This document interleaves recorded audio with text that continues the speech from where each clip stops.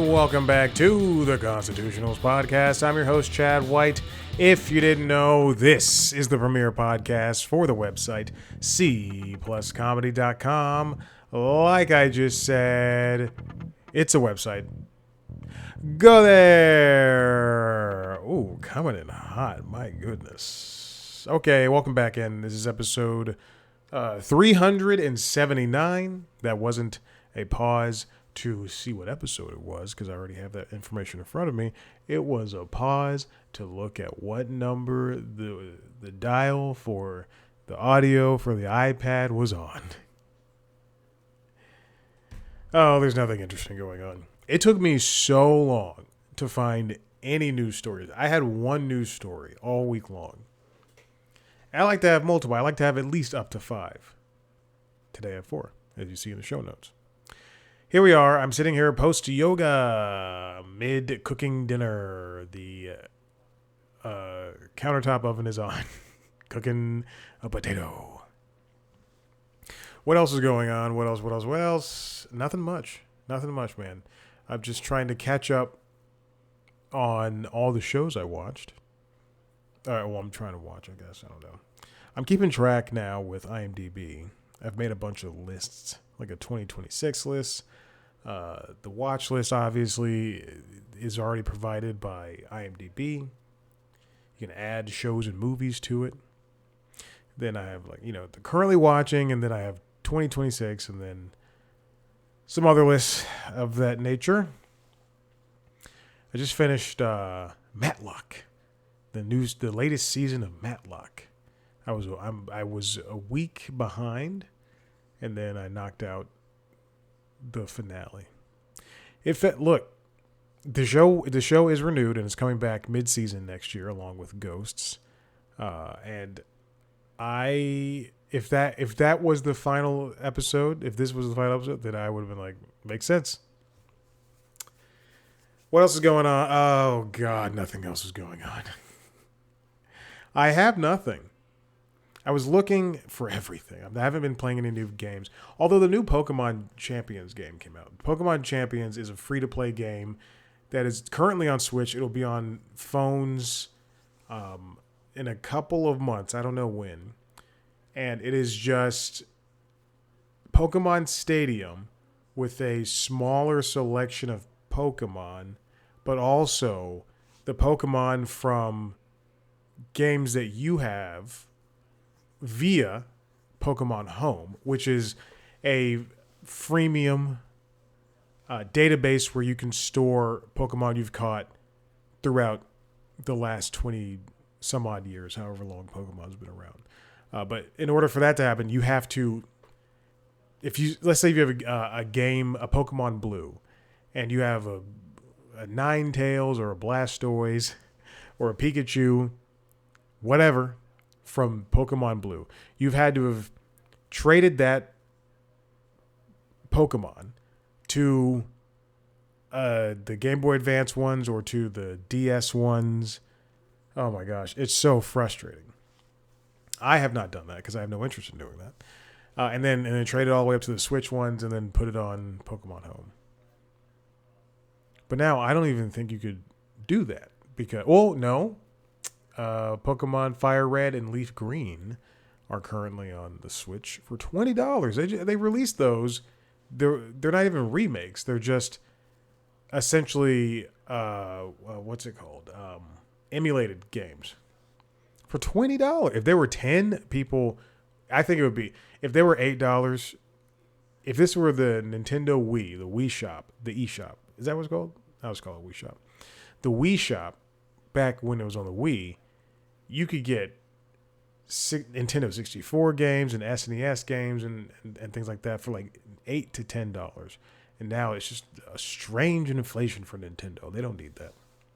$20 for a game that's 7 megabytes? Again, 2 games that are on my phone as we speak? Legally? No, it's a shame. It's unfortunate. But people still bought them. I'm still playing through Pokemon Scarlet's DLC. And while I think Pokemon Scarlet is fine, it's not the best. It's not the best Pokemon game. It does run poorly on the Switch original. Um, I think it's fine. It's more Pokemon. It's hard. It's you know what? Because I don't do the grinding thing anymore because I'm too tired for that.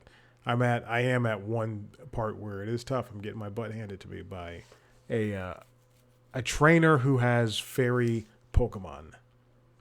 Fairy and ground? I don't know. Fairy and steel? I don't remember. I'm at a new school. Why am I talking about this? Okay. Let's get on with the stories. And you might notice I'm wearing a shirt I've never worn before. This is a shirt. I have two shirts like this. One a long sleeve version. Essentially, it's basically a long sleeve version of this.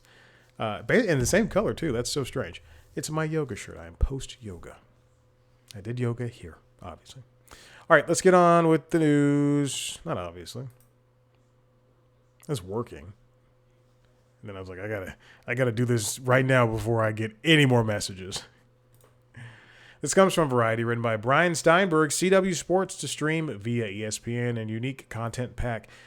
The CW, after its purge of its originals that were too expensive, and after years of being on the bottom of broadcast television, the network has been in the midst of reframing itself as more than the place where you watch rom-com hour-long TV shows and reruns of the Goldbergs. And Judge Judy, I think. In recent years, again, as I previously mentioned about 32 seconds ago, they canceled a bunch of shows. They are keeping the shows, much like Fox Broadcasting, that they own and are cheap. And now they're getting into sports. Approximately 800 hours of college football, basketball, professional bull riding, WWE action, NASCAR races, PBA bowling, and professional volleyball that air each year on Nexstar CW Broadcast Network will stream from a venue that might be considered unsurprising, ESPN. This deal was announced Wednesday, and ESPN will reap the extra hours of activity and the audience that comes to its direct-to-consumer subscription service with the new sports inventory, while the CW oversees sales of ad revenue tied to those games, which means the CW is going to be able to basically go to Pepsi, go to Kroger, whatever companies, and say, hey, this bull riding competition is now on ESPN Unlimited. ESPN Plus, whatever it's called. I think it's ESPN Unlimited, right? And why don't you buy some ad time for it? They said the CW matches will only stream at ESPN and will not be made available on the linear TV outlets of the sports media behemoth. It's a good deal. It's a good deal because it alleviates for ESPN. It alleviates what the I guess what it does is it allows them to not have to go out to these bull riding competitions or these NASCAR races and say, "Hey, we want to air this, and we're willing to pay the money for it." Since the CW is already paying for it, and ESPN is licensing the media, then it's kind of a win-win because the CW gets the eyes. Because look, the person who's watching the NASCAR races or the bull riding or the volleyball or whatever, that person was going to watch if it was on their local CW network. But since everybody's streaming now across this great land of ours, then this will allow those people to see it on ESPN Unlimited because they're already paying for that. You know, if you are watching NASCAR or bull riding, I have to stop saying just those two, bowling or volleyball, professional volleyball, then why not? Also, college football and basketball. Imagine Lehigh University is the first college that came to my mind. That's pretty good. Imagine Lehigh University games being streamed on ESPN Unlimited if they weren't already. I assume that is a school that is on the CW.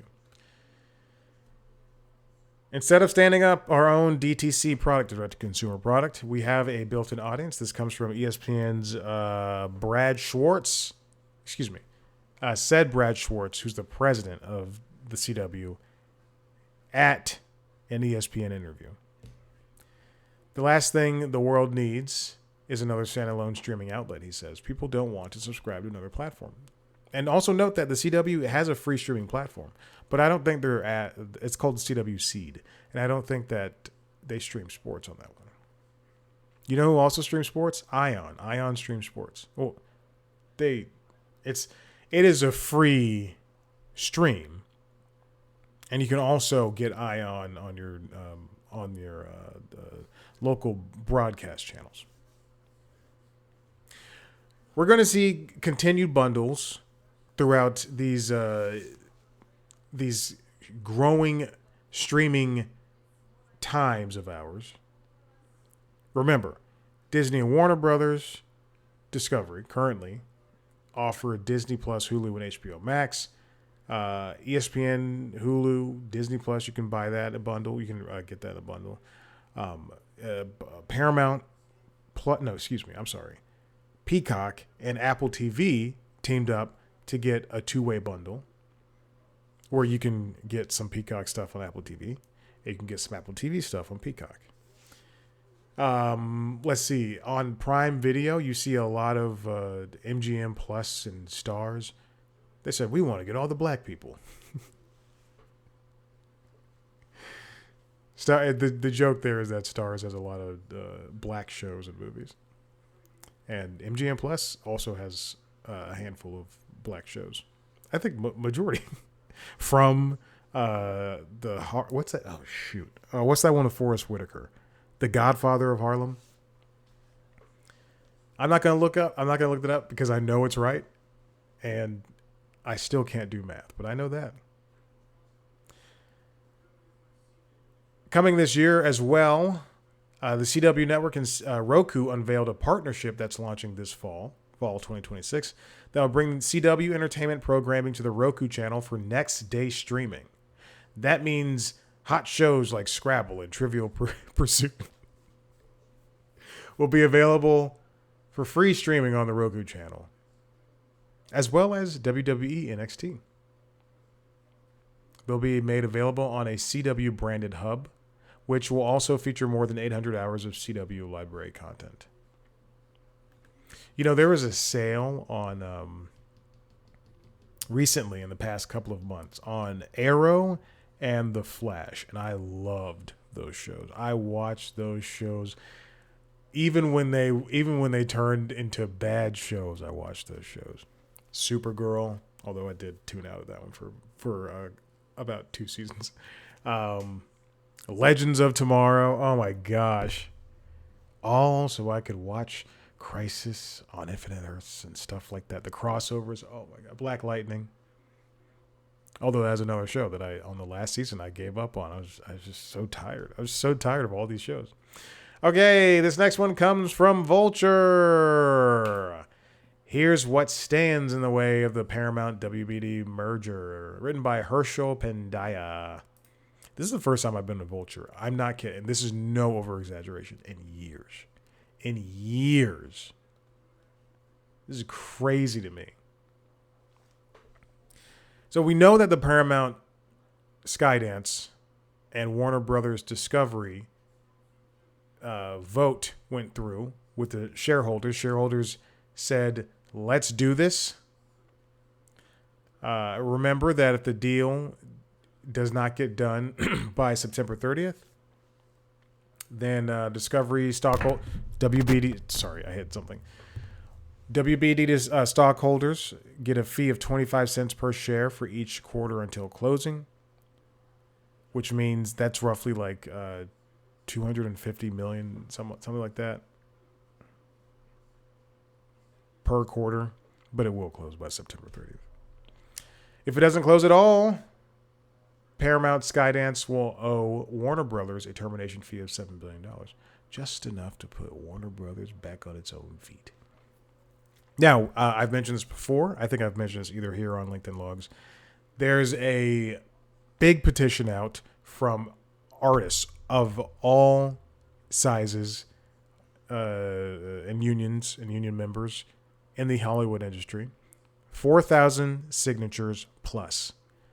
People like Robert De Niro and Ben Stiller, Mark Ruffalo have signed this petition saying that they are against this proposed merger.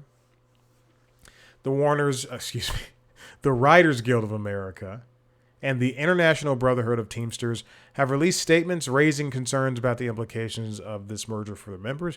Basically, everybody is saying this consolidation will result in less jobs, even though Paramount Skydance head and son of conservative and also friend of Donald Trump, David Ellison, said that this is going to open up jobs for everybody. We're going to put at least 30 movies in theaters every single year. At least. This will be good for everyone. Now, what can stop it besides the petition? The petition, is just, hey, we don't agree with this. Federal intervention is a big thing. It's a $111 billion price tag, and the Department of Justice and the Federal Trade Commission could come in and say, hey, this is antitrust. We don't think this is right.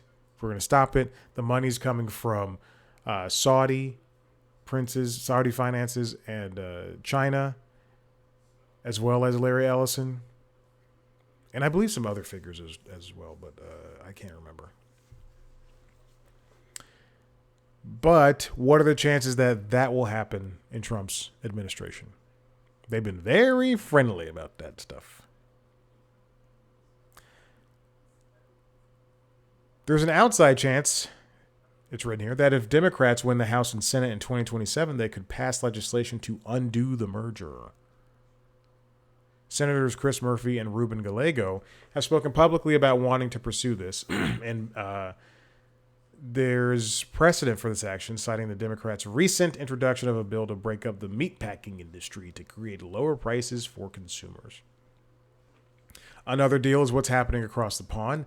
The European Union's European Commission also has to agree to this, as well as the UK's Competition and Markets Authority.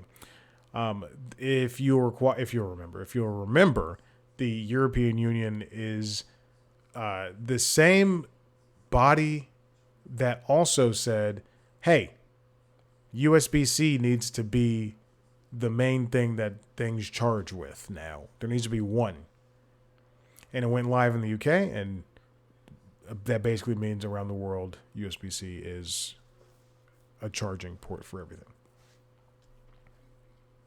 Traditionally, both the UK Competition and Markets Authority and the European Union's European Commission have taken their lead from the decisions U.S. regulators have made about U.S. mergers, but the currently strained diplomatic relationships between the U.S. and Europe could cause them to stray from this custom.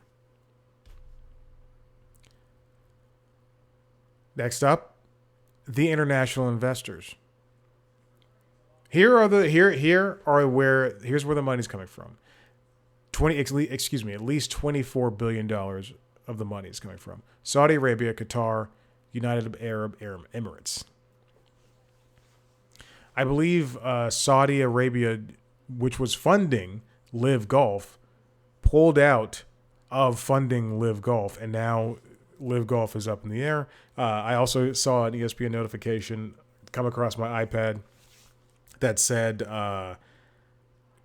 managers of golfers who defected from PGA and went to Live to get the blood money are now crawling back to PGA and begging to get places, which is I am against it. And everywhere on the internet that I saw that I would go and search for the discussion around Live Golf and PGA, I always saw people going for Liv, like protecting Bryson DeChambeau and the rest of those racist cronies. But they wear crosses, so they're good people.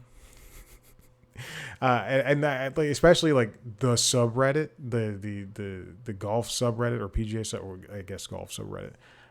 Those people just don't care. And then I was at a loss. I start reading the Athletics golf coverage, and finally I found my people in the comments section. Oh my goodness.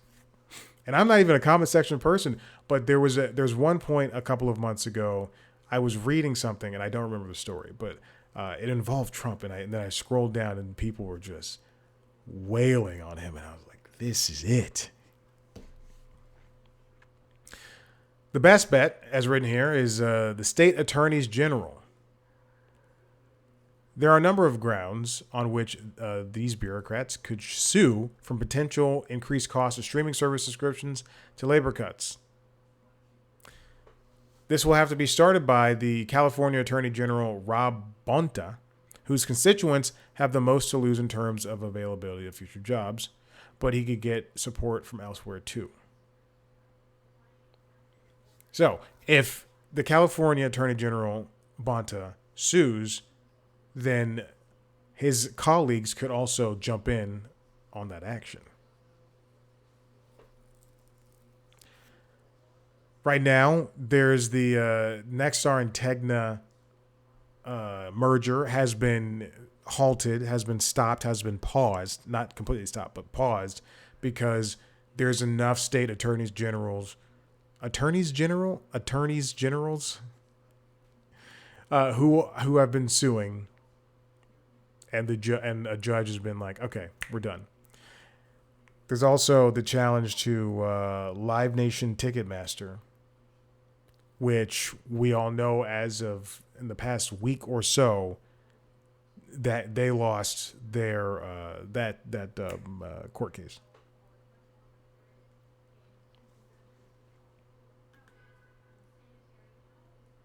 Did I just read that entire article?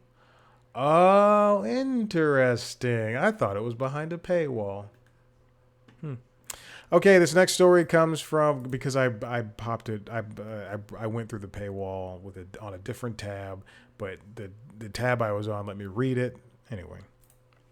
This comes from Engadget, written by Steve Dent. Sony says your PlayStation won't check for game licenses every 30 days. Engadget just redid their website, and now everything is left justified. So there was a rumor that was going around this week that Sony has a new digital rights management system, DRM, that might check for PlayStation licenses every 30 days. This is a common thing in this digital era. There's, on PC, I believe EA and Ubisoft have their own launchers, and they have DRM checks. There are a handful of games even that release on every single storefront, like Steam and Epic and the rest, that have DRM stuff in their game, in DRM checks, I guess. Essentially, what that means is it's anti-piracy software. They don't want you to steal the game, which I think, and it makes sense. But 99.9% of the time, these DRM systems get in the way of how people play games and how often people play games, and sometimes it's just convoluted. It like if you launch Call of Duty, which I believe has an anti-cheat system as well as DRM, then it just makes it difficult to launch. Sometimes the game doesn't even work. There's just a lot of things, a lot of hassle. Screenshots were going around that showed a quote-unquote valid period length. Newly purchased games will receive a perpetual license after a single online check after purchase, Sony said in an interview to GameFile, which is a Substack. Good for them. Here's a quote from the Sony representative. Players can continue to access and play their purchased games as usual. A one-time online check is required after purchase to confirm the game's license, after which no further check-ins are needed. Again, I don't know how you would, unless your system rather is jailbroken or duped or whatever. I don't know how a regular PlayStation or Xbox or Nintendo Switch console, again, unless they're hacked or whatever the word is, jailbroken. I don't understand how they would have a fake digital game on there. Excuse me, a stolen digital game. And this is a big deal because you own this game. You spent $60, $70, $80 on this game. It's yours. You've already paid for it. Then another thing is, not everybody has Google Fiber Internet or Verizon Fios or T-Mobile. Some people have Starlink. I know there's some guys that I work with at the unnamed television network that I work for. They have Starlink. And some people live in the middle of the country. Some people live in Montana. Some people live in Texas. Some people live in South Florida. And you might not have access to the best internet. You might spend half your day downloading a game on PlayStation because PlayStation is very slow when it comes to downloading games. But you might spend half your day downloading a game on your console or on your PC, and then you have to go online again to check it. It's ridiculous. Oh, there's also game preservationists. I just realized that. I just left that out. And Steve Dent mentioned it here. There are concerns that games might become unplayable if a system is offline for more than a month. Players testing the theory. Imagine, oh goodness. I know people who are deployed can sometimes bring consoles and everything. So like imagine you just don't have internet access for like, let's pretend you're deployed in the Ukraine or the Middle East for like 3 or 4 or 5 or 6 months. You don't have internet access. Players testing the theory found that setting a PS4 or PS5 to be the quote-unquote primary console for a game wasn't overriding the 30-day limit. Fortunately, Sony confirmed that no such checks would occur, though it didn't say why it put the timer in place. Some gamers theorized it may have been done to prevent exploits of Sony's 14-day window for digital game returns. Yeah. Oh, yeah. Back in 2013 when the Xbox One launched, Microsoft said it was going to do daily DRM check-ins. I remember that. And finally, this comes from the New York Times Magazine. Stop it. I've already purchased New York Times. The music section released a 30 greatest living American songwriters piece. And it features writings from everybody like John Caramanica and who else? Mary Chapin Carpenter and Erica Badu. Just like a bunch of people who work for the New York Times or are artists themselves. Like Pusha T commented on Jay-Z. He wrote something about Jay-Z. Now, here's the thing. This is a very contentious list, and it seems like it came out of nowhere. And it features 2 long-form interviews with Jay-Z and Taylor Swift, which is really great. I'm glad we have 20. I think they're like 30-minute interviews. I'm glad we have those long interviews with Jay-Z and Taylor Swift, and to hear them talk about songwriting. The problem is, okay, I have a lot of issues with this list. As do the people who commented. Again, I'm reading the comments now. As do the people who commented on this, on the article, on the piece. I'm signed into the New York Times. What are we doing? So I mentioned 2 of the artists, Taylor Swift and Jay-Z, and that works. They're fine. There's also Paul Simon and Diane Warren. Okay. Cool. Remember, this is songwriters. Lionel Richie's on there. Sure. Dolly Parton. Sure. This list is all over the place. It includes names like Young Thug and Kendrick Lamar. And I understand those are very popular artists, but out of all the musicians to ever exist. If you're going to touch every genre, and I understand you can't include everybody that's ever written a song or written a good song. And if you read the comments, people are like, you. Again, they're hitting every genre, but if you read the comments, people are like, you include Young Thug, but you don't include. They'll name somebody a different genre, like the Foo Fighters. Like, it's insane. It's what an insane and dumb thing to say. And it's also very interesting to have the critics from the New York Times, like Lindsay Zoldas, and as I previously mentioned Karen Monica, come in and like defend their choices. We couldn't include everybody. Yeah, but there's also people who aren't included, like Prince. And there's a lot of mention of Joni Mitchell. And she's not in here. It's a very, very strange list. You see Nile Rodgers, Lucinda Williams, Stevie Wonder. There's Jay. Jay got rid of the hyphen. I remember that day. I remember he got rid of the hyphen. The New York Times music team, or no, I'm going to say, I'm going to say this. The New York Times music and the New York Times movie critic team, I guess, whatever. They tend to release lists like this. Like a couple of months ago, the New York Times movie team did New York Times NYT movies of all time. I think they released 100 best movies of the 21st century in June 2025. And again, they can't include everything. Yet people are complaining about some of the, not even complaining, but commenting on the omissions. It's fascinating. I would love to have heard the conversation. Unfortunately, the New York Times Popcast, which is their music podcast show, does not do regular episodes anymore. In fact, they stopped doing regular episodes months ago, and now they only do interviews with celebrities, which sucks. And celebrity adjacent people. I'll let you decide who's celebrity adjacent.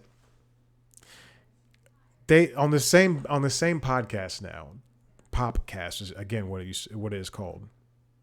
Where they used to talk about music for years. They talked about music for years, and now there's just interviews. Which I understand why they switched to celebrity interviews, because that is what makes them money. As opposed to, and gets them listeners, as opposed to talking about the release of a new Casey Musgraves album, who I am fully in love with. Anyway, they just most recently talked to Anne Hathaway, who is a musical person, who's a musical movie person. Most recently she's just in Mother Mary, which I think is a movie about a pop star. I don't know. I did not watch the trailer, but I saw the poster and I went, ooh, that looks fun. I know it's her and Michaela Cole. But I would love to have heard the discussion. They go into the comments and they say, well, this is why we chose this, but that's not really a reason to understand why, and no offense to her, Missy Elliott is on this. Or Babyface. And Babyface is a great artist. The thing is, why is he on here above other R&B artists? But it's an interesting read, I'll admit, I love Taylor Swift. I like Jay-Z a lot. I have yet to sit down and watch those interviews, and I will at some point before they come out for the greater populace. Oh, also Outkast is on here, which is great. But Mariah Carey is on here. She's a great singer. I would not say she's the best songwriter. Willie Nelson. Here's your friend Kendrick. Valerie Simpson. Bob Dylan. Hey, it's me, Bob Dylan. Oh, pretty good. I won't do anymore. Lana Del Rey. I'm going to two concerts. Bruce Springsteen on Saturday and Florence and the Machine on Friday. So tomorrow and the next day. And they're both at the same venue at State Farm Arena. And I was thinking I think like the first concert I saw in State Farm Arena was Lana Del Rey, and the opener had to be Kali Uchis. But I was at the tippy toppest seat in the rafters. I hate sitting up. I hate sitting up top. I hate it so much that I do not do it anymore. With the exception of Florence and the Machine, I'll be in the first row up top, but I will not be in the bottom rows like I usually want to be. For Springsteen, oh man, I'm gonna be so close. It's ridiculous how close I am for Springsteen. But I was quick. I was quick on the draw buying those tickets. Anyway, for Lana Del Rey, I remember I saw her and I was sitting up in the top and it was so hot and I was against the wall and I was next to larger people, and I don't want to be mean, but they got up multiple times and they did apologize, but it was not a fun time. And I think that was the day I was like, I can't do this anymore. Either I spend the money or I don't go. The Dream? Didn't The Dream just get arrested? Him and his mother? Oh my God. And I understand. And here's the thing. The controversies withstanding, you can't include people like Kanye and The Dream and Michael Jackson. People are in the comments like, what about Michael Jackson? What about R. Kelly? What about Kanye West? Hey, buddy, they ruined their careers. Smokey's in there, though. Oh, and Smokey also got in trouble. So here are the critics that ruined the list. Joe Coscarelli, John Caramonica, Wesley Morris, Jody Rosen, Daniel Smith, and Lindsay's old ass. There's some contributors that include Stefan Ruiz, Lara Sarakanach, and a few others. Anyway, I know it's meant to be a conversation piece, but man, this made so many people mad, including me. I don't like a lot of choices. Again, what are Young Thug and Kendrick Lamar doing on this list? And I don't know Stevie to have been a musical writer genius. I can see Paul Simon. That's fine. Who cares? And if The Dream wasn't a piece of shit, then I would say, sure, why not? Because I know he's produced and written a lot. Diane Warren deserves this. Okay, listen, I'm done. If you like what you heard here, head to the website cpluscomedy.com where you can see me talk to famous people pretty much sometimes. I just released the latest interview with Katie Kampa that came before this episode, so check that out. If you want to watch a video version of that interview, go to youtube.com/cpluscomedy where you can see a video version of this show as well as the other podcasts. Late Night Lately, the Late Night Show, and LinkedIn Logs, the Jobs and Business News podcast. Subscribe to those shows wherever you get your podcasts. Also check out the interviews, because that's where all or most of the video interviews with celebrities I do live. If you want to see, follow us on social media at C+ Comedy on TikTok, Instagram, Blue Sky, and YouTube. Follow me on those platforms at Chad Black White. Thank you so much for listening. It's been a real fun time. We'll see you next time. Bye.